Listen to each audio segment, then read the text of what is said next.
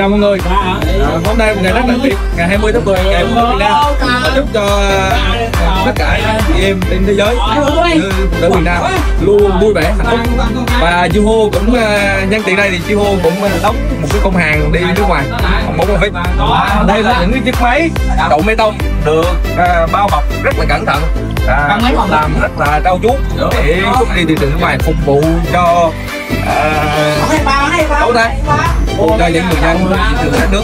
Và hôm nay Chiho cũng mong rằng được hợp tác với quý đối tác trên toàn thế giới để chúng ta có thể giúp nâng cao được năng suất lao động cũng như là phát triển được kinh tế xã hội.